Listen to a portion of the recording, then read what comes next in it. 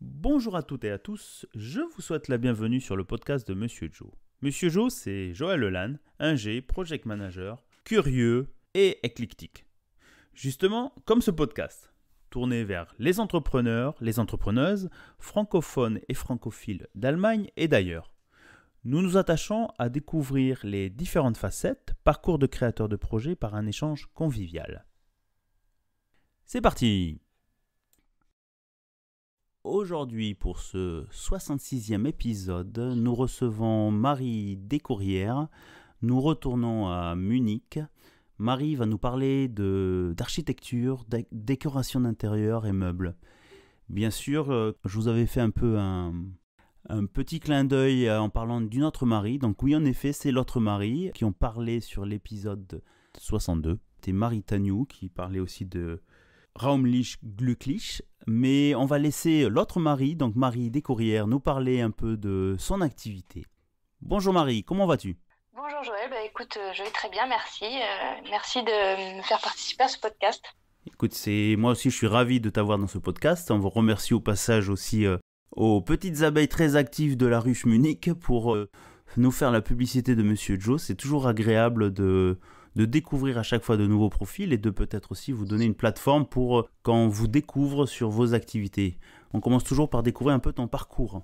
Marie, raconte-nous un peu ton parcours, s'il te plaît. Alors, mon parcours, si on part du début, donc je suis originaire du sud-est, du Var, et puis j'ai grandi près de Marseille, avant d'aller faire mes années de lycée aux Antilles. Puis, j'ai fait ma prépa à Lyon, pour ensuite intégrer une école d'ingénieur de BTP à Paris.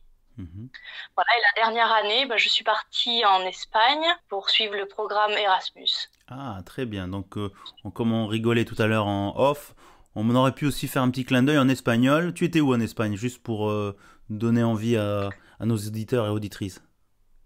J'étais à Grenade dans un premier temps pour faire Erasmus. Et puis après, je suis partie avec celui qui deviendra plus tard mon mari. S'y est plus, pas souhaité revenir en France tout de suite. Donc on a cherché nos premiers postes là-bas en Espagne et donc on est allé ensuite à Murcie, dans le sud-est de l'Espagne. Voilà, donc là-bas on est resté, on s'est installé là-bas, c'était en 2007, voilà, après les études. Et puis la crise de 2008 nous a rapidement rattrapés. Les effets se sont fait sentir aussi, donc en 2010, on a pris la décision de rentrer en France. Donc là, on s'est installé à Antibes, chacun nos carrières. Moi, donc à cette époque, j'étais donc ingénieur infrastructure routier et autoroutier. Ok, donc du bon voilà, BTP, génie civil, quoi. Hein, c'est ça? Ouais. Ah, d'accord. Voilà. Il faut de tout pour faire un monde. Ouais. Un clin d'œil aux ingénieurs du BTP, hein, je connais pas.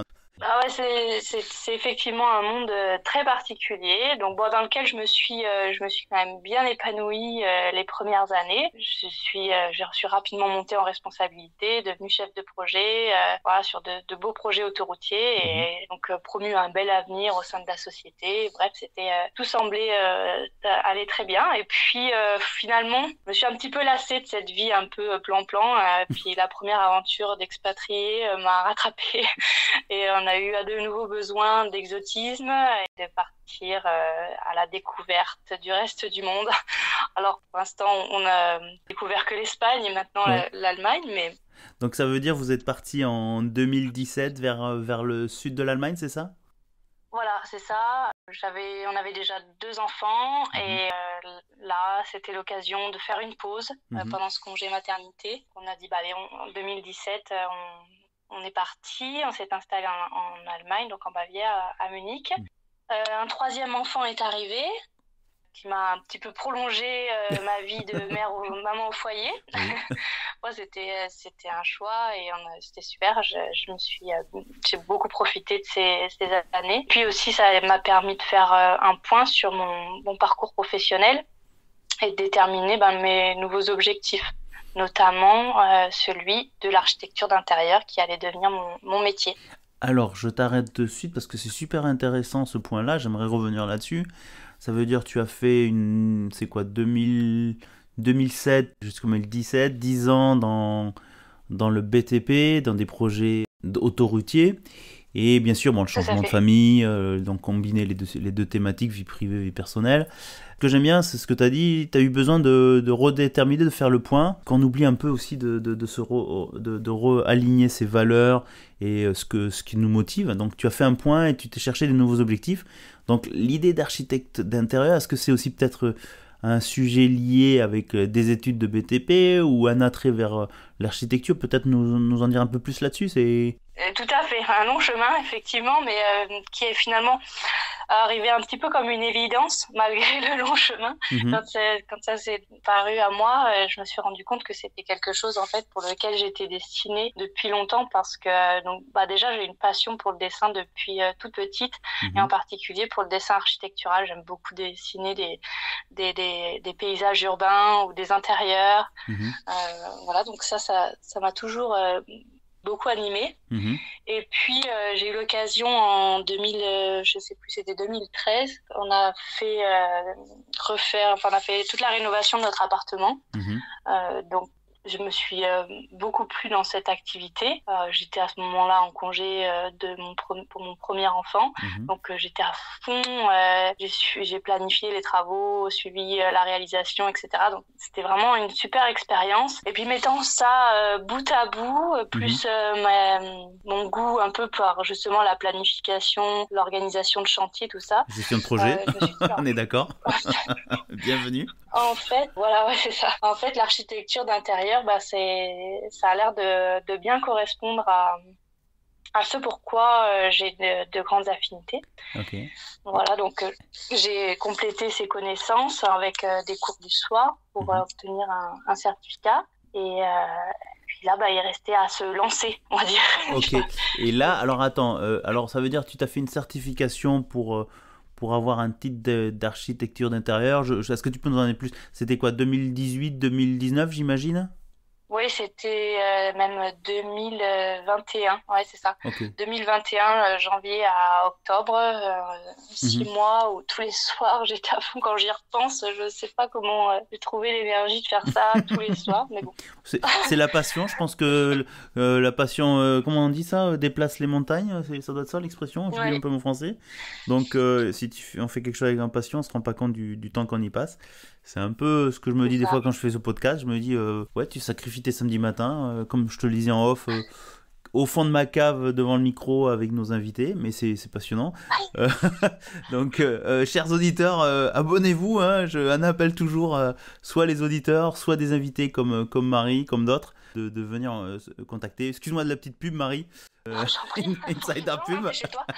On est chez moi, exactement. Mais revenons, donc tu as fait donc une certification en ligne. Donc ça, ce que j'aime bien, c'est que pendant le confinement, beaucoup sont mis, et ça on en parle souvent, à s'occuper. On ne pouvait pas sortir, donc se former, découvrir, apprendre des nouvelles compétences, améliorer les compétences existantes ou les certifications. Donc ce que tu as fait pendant 2021, de fil en aiguille, tu te dis bon, quand même c'est pas mal, je lance mon activité d'entrepreneuriat, c'est bien ça? Oui, alors effectivement la question était bon, maintenant que j'ai ça en poche, je fais quoi? Et puis il m'a pas fallu trop longtemps pour me décider, parce que je me suis rendu compte que voilà, l'auto-entrepreneuriat c'était quelque chose, disons que je m'en suis senti les épaules, et puis ça correspondait en tout cas les atouts qu'on me présentait quand je me posais la question est-ce que je me lance ou pas. Tu vas voir, c'est super l'auto-entrepreneuriat, tu peux gérer tes horaires et tout, c'est flexible, tu dédicaces le temps que tu souhaites. Je dis c'est parfait, parce qu'effectivement étant maman de 3 enfants encore petits, en bas âge, fallait quand même rester flexible. Mais bon, après j'ai découvert qu'il n'y avait pas que la flexibilité. Parlons des pics de demande de clients, par exemple, c'est ça, ou ouais, c'est ça. Ou les longues nuits. Gérer mine de rien, il faut quand même gérer cet équilibre entre vie pro et vie perso. Ça peut déborder, toi-même tu le vois. Et puis il y a tout ce qui est à côté de la relation client, avant la relation client et puis après la relation client. Et pour faire fonctionner une entreprise, c'est pas juste la relation client et la production pour un client, c'est aussi anticiper sur la suite, gérer gérer la gestion courante d'une entreprise, quoi. Ouais. Et les côtés, on va dire, administratifs que peut-être on omet un peu ou qu'on met de côté ou qu'on oublie qui au final sont assez importants. La déclaration aux impôts, la déclaration de TVA chaque mois. Enfin, je veux pas vous dégoûter, chers auditeurs, si vous cherchez une inspiration.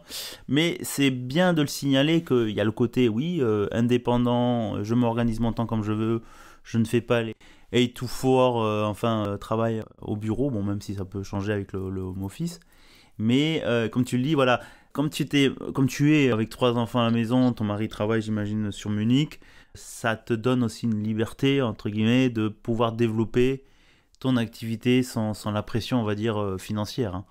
Bien que, à un moment... Ça, effectivement, c'est un gros avantage que j'ai et qui m'a clairement donné la possibilité de me lancer sans peur et sans filet, puisque voilà, mon objectif n'était pas de me lancer dans une activité qui allait, de laquelle on allait dépendre, quoi, financièrement, on va dire.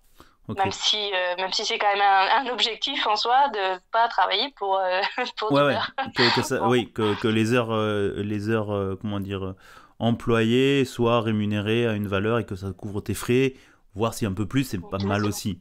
Donc ça veut dire, donc tu as lancé sur Munich conseil en architecture et aménagement d'intérieur. Donc là on est en 2021, donc mi-2021 ou fin 2021? Oui, c'était à l'automne, en automne 2021, j'ai fait les démarches administratives pour créer mon entreprise, donc à propos In & Raum, qui est donc une entreprise de conseil en architecture et aménagement d'intérieur, donc à Munich et puis dans les environs, bien évidemment, pas que Munich. Donc très local, en langue, donc j'imagine l'allemand tu maîtrises maintenant, le bavarois je vais pas te poser la question. Mais le bavarois, non, effectivement. Un clin d'œil à nos amis bavarois, hein, on vous jette pas la pierre, on vous adore. Hein. Oui, c'est une bonne question parce que donc dans mon activité, de plus en plus en relation avec les artisans, notamment, je reviendrai sur le sujet sur la création de meubles sur mesure. Oui. Donc là, on a affaire à des menuisiers qui parfois sont pas forcément très, en tout cas au début, très faciles à comprendre. Après, ils font des efforts, etc. Une fois qu'on a établi une relation, mais au début, faut s'accrocher, quoi. Ouais, je pense que pour l'avoir vécu, je pense comprendre la thématique. On peut l'avoir aussi dans le Nord avec leur accent Norddeutsche ou dans le Sud, soit bavarois, soit les Schwab. Mais interculturel, on va dire, c'est le truc intéressant. Donc, on revient en octobre 2021. Tu t'es enregistré à la Handelskammer ou je sais plus où c'est. Exactement, ouais. Et donc, les premiers clients sont rapidement arrivés. Comment ça s'est passé, j'imagine? Le réseau francophone, la communauté francophone et francophile à Hambourg, à Munich. Tu as eu les premiers clients. Comment ça s'est passé? Est-ce que tu peux nous en dire plus là-dessus? Oui, sont arrivés très très rapidement mes premiers clients. Donc j'étais surprise et puis très enthousiaste sur ces premiers projets qui ont été assez variés, allant donc du conseil d'éco jusqu'à la planification de travaux. Donc j'ai eu l'occasion notamment de travailler sur un magnifique projet de réaménagement dont je suis très fière, pour lequel il reste encore des choses à faire, parce que mine de rien, des projets de réaménagement, de décoration, d'aménagement d'intérieur, d'architecture d'intérieur en général, ça prend pas mal de temps pour être exécuté. Alors, c'est pas aussi long qu'un projet autoroutier, hein, ne nous mentons pas. On parle sur une dizaine d'années. Alors, le clin d'œil projet autoroutier en Allemagne, je vais pas aborder le sujet, on est bien d'accord. Hein. Ou l'Elbtunnel, par exemple. C'est ça. Mais quand même, ça prend du temps parce que, alors moi de mon côté, je tâche de faire preuve de plus possible d'efficacité pour répondre aux besoins de mes clients, mais eux ont besoin après de prendre le temps de s'approprier les idées que je leur propose, de réfléchir, de décanter là-dessus, et puis pour qu'on puisse avancer sur la solution qui leur conviendra le mieux. C'est vraiment un échange avec les personnes. Je travaille pour l'instant uniquement avec des particuliers.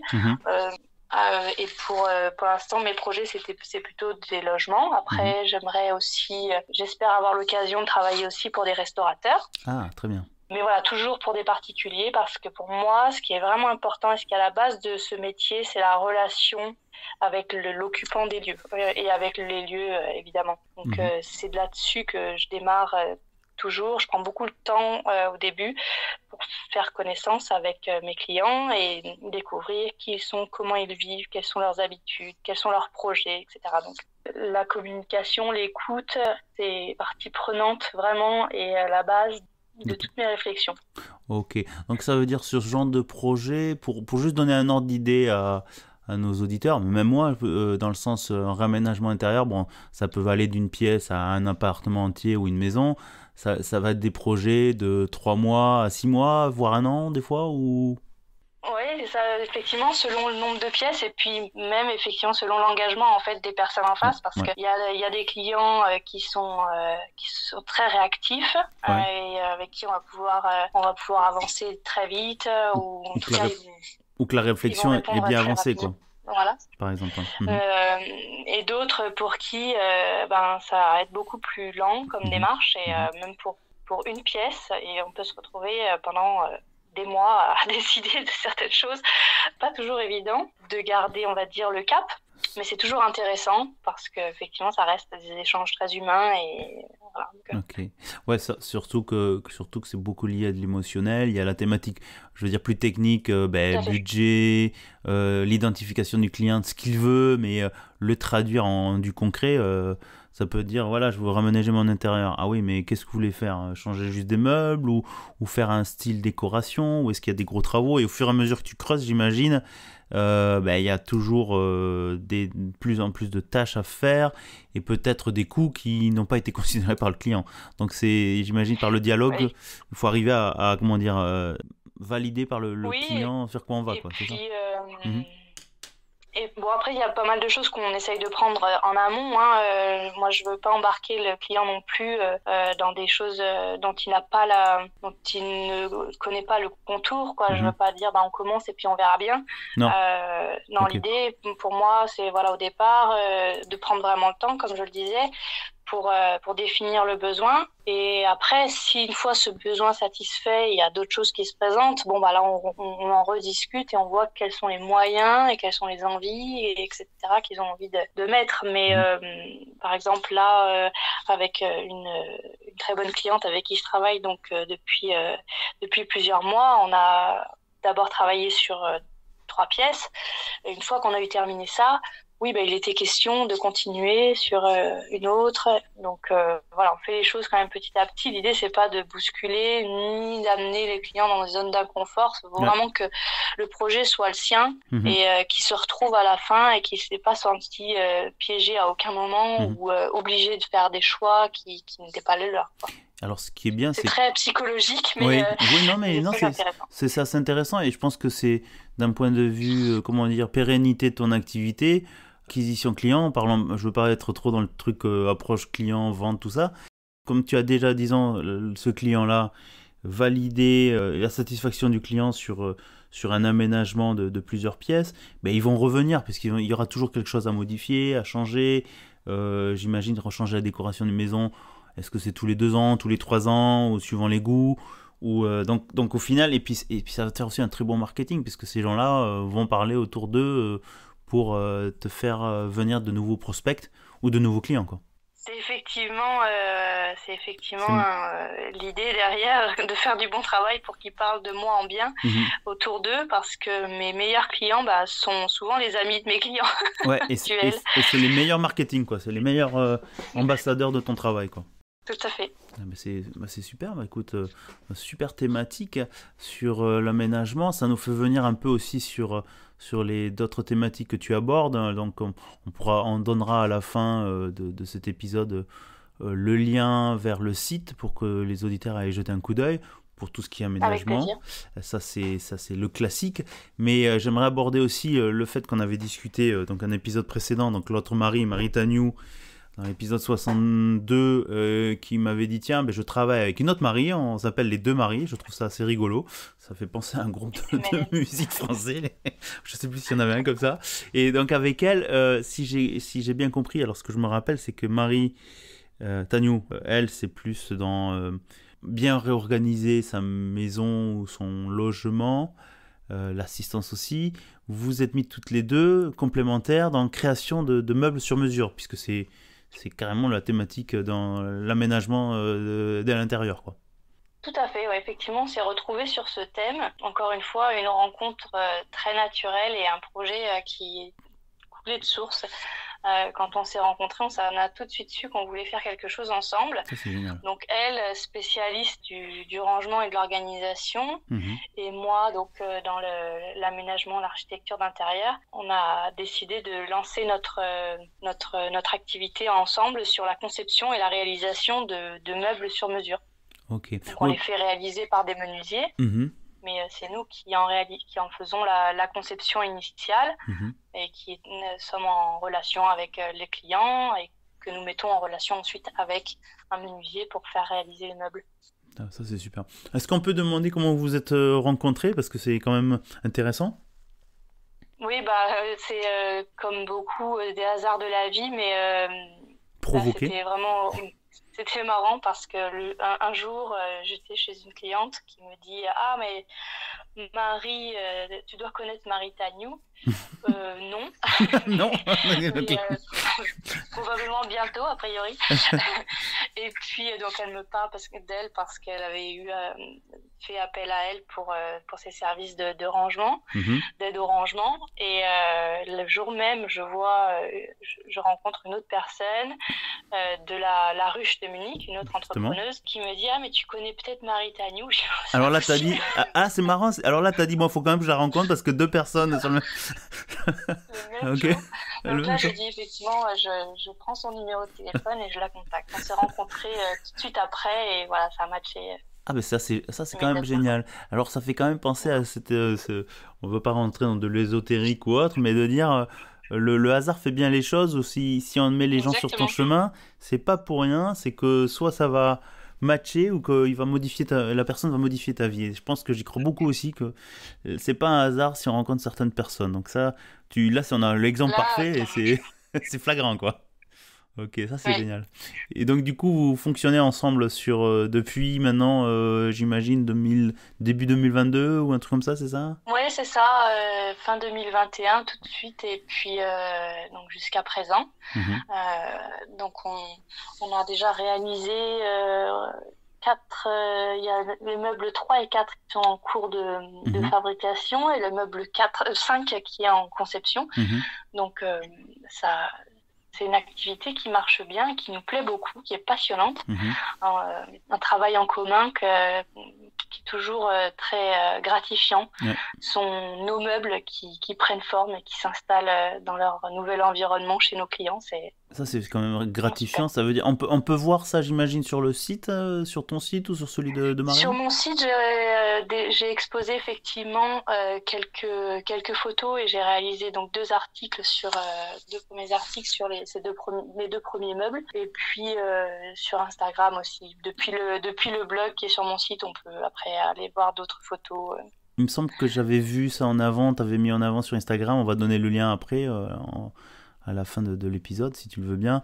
Je crois que j'avais vu, je crois que c'est sur Instagram ou sur ton site, la réalisation de l'appartement avant-après, ou tu fais aussi avec l'accord du client, de montrer un peu comme un showroom de ce qui a été fait. Ouais, on a fait ça aussi, oui. Avec Marie aussi, parce qu'elle a beaucoup travaillé sur ce projet, donc c'est chez la cliente qui nous a mis en relation, justement. Ah, très bien. Qui a fait appel à ses services de rangement et qui a continué de faire appel à elle pendant toute la durée où moi aussi je travaillais pour elle. Et donc ensemble, on a vraiment transformé cet intérieur. Et c'est une cliente qui est un petit peu notre ange gardien qui nous a mis en contact et puis qui nous permet aujourd'hui de faire notre pub, notre promotion en réalisant donc à domicile chez elle. Elle ouvre ses portes à nos amis, nos connaissances, à qui on souhaite montrer ce qui a été réalisé. C'est une vraie découverte en live du changement avant-après, parce que voilà, on organise un petit événement pour expliquer le projet, comment c'était avant, avec des photos, etc. Donc on a réalisé ça. Ce premier showroom, on l'a fait en novembre dernier, 2022. Et c'était un vrai succès. Les gens étaient étonnamment surpris, ravis de découvrir notre travail. Donc on s'est dit, c'est super de pouvoir recommencer. Notre cliente a dit, bien entendu, quand vous voulez. Donc on envisage là, il est prévu d'en refaire une édition début mars. Voilà. Ok, donc mars 2023, chers amis sur Munich, pour aller voir un showroom, si on peut appeler ça comme ça. Je pense que c'est quand même formidable dans le sens où c'est le meilleur marketing que vous avez, c'est des clients satisfaits qui mettent en avant votre travail. Je veux dire, pas besoin de faire du marketing très léché en ligne et autres. La réalisation parle d'elle-même et je pense que tu peux pas avoir mieux. Je pense. Effectivement. Ah ok, donc ça c'est une partie aménagement, création de meubles avec Marie, et je pense que tu m'avais parlé en off d'une thématique aussi upcycling, donc on rentre un peu dans une thématique, est-ce qu'on peut appeler ça du recyclage ou de réutilisation de vieux meubles ou meubles existants. Est-ce que tu peux nous en dire un peu sur ce sujet? Oui, en plus de ce service de meubles sur mesure, on encourage nos clients à réutiliser des meubles qu'ils ont déjà en leur donnant une nouvelle vie ou en les installant dans un nouvel espace pour répondre à un autre besoin, parce que souvent on se dit mais dans l'entrée il me faudrait un meuble à chaussures ou un meuble ci, et puis on se rend compte qu'en réalité on peut tout à fait dévier l'usage qu'on faisait d'un meuble qu'on avait déjà pour remplir la fonction nécessaire sans avoir besoin d'aller acheter de nouveaux meubles ou de faire réaliser des nouveaux meubles. Donc voilà, on fait la conception de meubles sur mesure et la réalisation, mais s'il y a d'autres solutions plus économiques, plus écologiques, on les met en avant et on incite nos clients à le faire. Voilà. Alors c'est très bien parce que je pense que ça fait venir au troisième point que tu voulais aborder, le lien aussi, la consommation responsable, le développement durable, la réutilisation, c'est d'un point de vue, entre guillemets, plutôt d'un point de vue à la fois économique et écologique, dans le sens de dire, jeter, racheter nouveau. Pourquoi ne pas utiliser de l'existant en le, améliorer, rafraîchir. Moi je pense toujours à ce sujet-là, c'est les vieux fauteuils de nos grands-parents qui étaient au fond d'un grenier. Moi je connais ça chez nous, on avait récupéré une liseuse qui était toute défoncée, pour toute pourrie, si je peux dire, et qu'on a fait retapisser, comment on appelle ça quand tu fais le siège aussi, le coussin tapissé, revernir, etc. Revernir et tout. Et quand tu le vois, on se dit waouh, les gens disent vous achetez ça où? Non, c'est un vieux meuble qui traînait. Mais c'est vrai qu'on oublie toujours, peut-être c'est l'état d'esprit avant nos grands-parents, de réparer, rénover, réutiliser. Mais c'est un peu la tendance vers laquelle on revient, et c'est un peu, je pense que tu voulais nous parler d'un projet qui est en cours, que vous voulez lancer avec Marie, donc du coup encore les maris au carré, ou les deux maris. Parle-nous de ce thème lié, s'il te plaît. Oui, alors donc le thème, pour ne pas le nommer, c'est le thème du développement durable, qui est un thème qui nous tient vraiment à cœur, à Marie et à moi, dans nos activités, effectivement, puisque c'est un peu la chasse au gaspillage, effectivement, l'éducation à la consommation raisonnable et durable. Et puis moi, dans mon métier d'architecte d'intérieur, la thématique de l'écologie et de l'environnement est au cœur de mon activité, notamment pour tout ce qui est rénovation écologique et donc le upcycling de meubles. Donc effectivement, on a aussi encore ce point commun, et on a voulu le partager en réalité. Donc c'est parti de là, cette idée le projet qu'on a, c'est qu'on aimerait mettre en avant effectivement cet intérêt, cet attrait qu'on a, et donc cet engagement qu'on a dans le développement durable, le mettre en avant. Et on s'est dit, mais on n'est peut-être pas les seuls français francophones, on n'est probablement pas les seuls à Munich et dans sa région à avoir envie de faire quelque chose pour le développement durable, pour l'écologie, l'environnement. On connaît tout autour de nous, notamment au travers de la ruche, et puis d'autres, des artisans, des artistes, etc.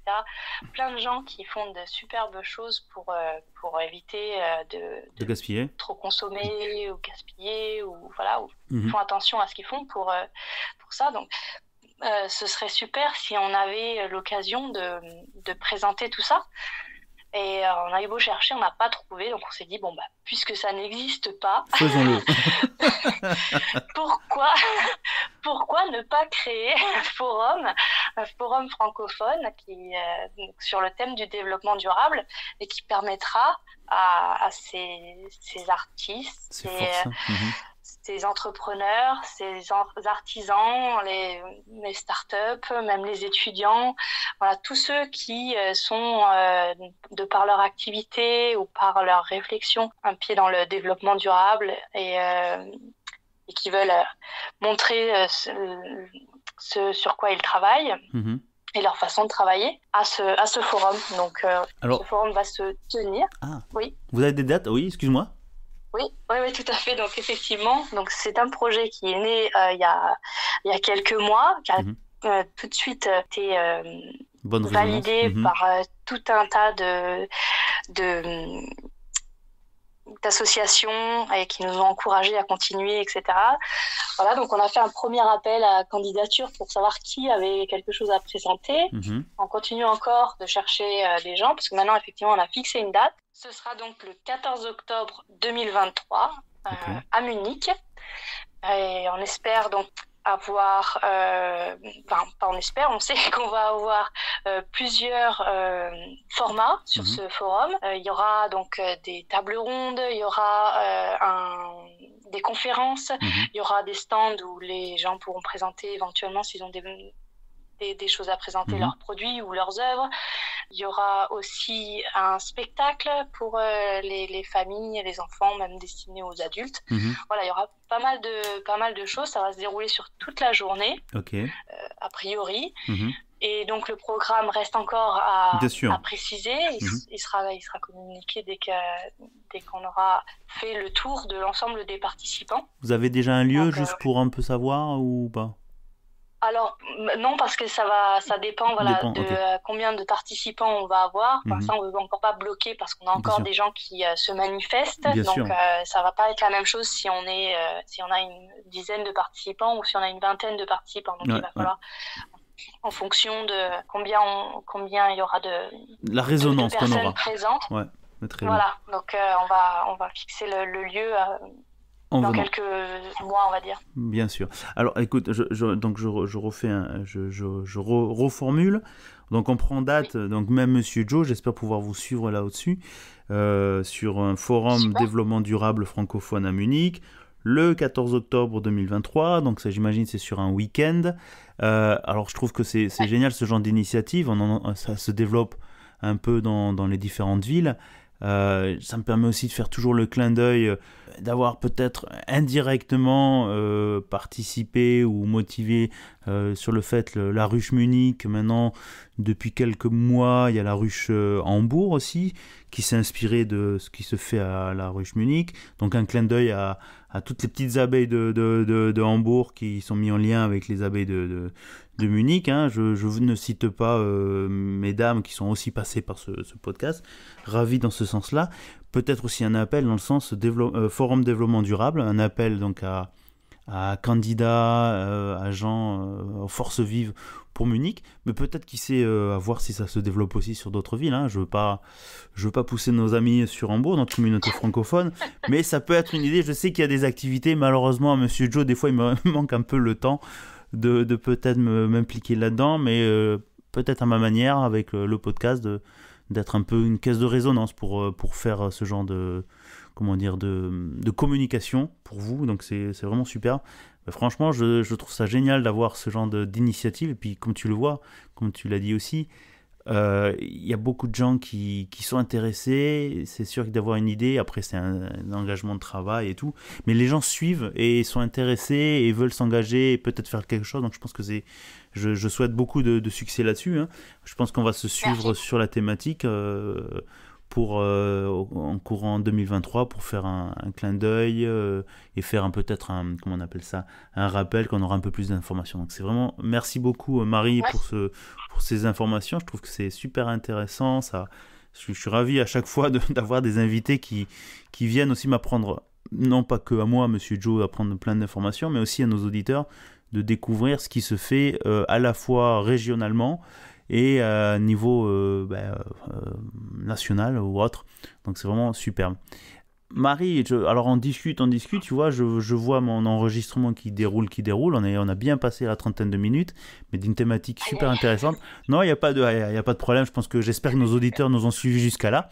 Je le pense, puisqu'ils veulent aussi avoir les informations, comment te contacter. Je sais que tu voulais aussi faire un petit clin d'œil, une analogie alors sur le travail décoration intérieure et une analogie avec autre chose, la cuisine. Je suis curieux d'écouter cette analogie et je peux l'imaginer. Comment... Oui, effectivement, j'aime bien cette analogie entre l'aménagement, la décoration intérieure avec la cuisine. Donc, l'idée, c'est de s'imaginer ou de se souvenir un soir où tu reçois à l'improviste des amis à dîner. Mm-hmm. Donc, tu aimerais bien préparer quelque chose de bon, d'un peu élaboré. Pardon. Oui. Donc, tu commences par regarder, normal, qu'est-ce qu'il y a dans ton frigo. Oui. Et puis, après, tu cherches quelques idées de recettes sur Internet. Avant de te lancer dans la préparation d'un plat inspiré d'une vague recette de ta belle-mère, excellente cuisinière par ailleurs. Ok. Et l'analogie, elle est où? Ça vient. Donc, alors, à ton avis, quel sera le résultat de cette recette? Ça peut marcher, oui. Mais bien souvent, ça peut aussi être à côté de la plaque. Okay. L'aménagement d'intérieur et la décoration, c'est un peu la même chose en fait. Pour être sûr d'un bon résultat, il vaut mieux avoir une recette fiable. Une bonne préparation. Métier, exactement. C'est de réaliser des recettes sur mesure pour pouvoir obtenir un aménagement réussi. En partant des besoins de mes clients et de leurs projets en ces lieux, de réutiliser, comme je l'expliquais, ce qui s'y trouve déjà, d'ajouter des éléments structurels, des objets de qualité, et en offrant un accompagnement pour réaliser l'aménagement. Donc avoir le meilleur résultat, le meilleur plat et le meilleur résultat. C'est pas mal comme analogie. J'en avais une autre, mais c'était sur le project management. Mais merci beaucoup pour cette analogie. Donc dans le sens, tout est aussi dans la réalisation d'un projet ou d'une activité ou d'un aménagement intérieur. Ici dans ce cas-là, le plus important c'est la préparation en amont. Absolument. Pour avoir le meilleur résultat. On s'impovise pas. Bien sûr, des fois il faut un peu improviser lors de la réalisation. Hein. Mais le travail de préparation est quand même le plus important. Peut-être des fois je me rends compte aussi pour le podcast, un peu plus de préparation de Monsieur Jo serait pas mal, mais bon, il y a quand même un petit travail de préparation, vous le savez toutes et tous, que quand même, voilà, on fait ça dans le bonne humeur, on n'est pas là, le résultat est toujours aussi très agréable. Écoute Marie, je pense que cette analogie va rester, j'espère aussi, dans nos annales, dans un annal du podcast. Je pense que c'est pas mal. C'est presque un conseil à nos auditeurs. Merci beaucoup à toi. Autre chose à ajouter? Non, si vous ne savez pas quelle recette suivre, vous pouvez faire appel à moi pour ce aménagement d'intérieur. Très très bonne conclusion. Moi je rajouterai surtout maintenant pour un petit rappel de tes coordonnées pour voir tes travaux de réalisation et ce que tu fais aussi avec Marie. Donc pour te contacter, donc quel est le meilleur moyen? Soit par mon site internet apropos-innenraum.de, soit directement par email marie@apropos-innenraum.de. Ok, donc un mélange franco. Voilà, je suis aussi sur les réseaux sociaux, on me trouve à Marie Descourrières ou à Apropos Innenraum. Ok, donc sur LinkedIn, sur Instagram aussi, Innenraum, à propos Innenraum, je pense. Et sur Facebook. Et sur Facebook aussi, voilà, très bien. En plus, j'ai devant les yeux le site, super pro, hein, franchement, ça donne envie. C'est mon mari qui l'a fait. Ah, bien, donc s'il est dans je vois où on a quelques invités qui sont aussi dans la réalisation de sites. Bon, Monsieur Jo ne passe pas trop de temps là-dessus. C'est vrai que peut-être à voir. Chose à venir, mais il est super. Donc ton mari est plus dans l'IT ou le web, quoi. Tout à fait. Ah, très très bien. Ouais, c'est super beau rendu et très classe. Donc merci à toi, Marie. Merci beaucoup, Joël. Écoute, je te remercie et puis je te dis à bientôt. À bientôt.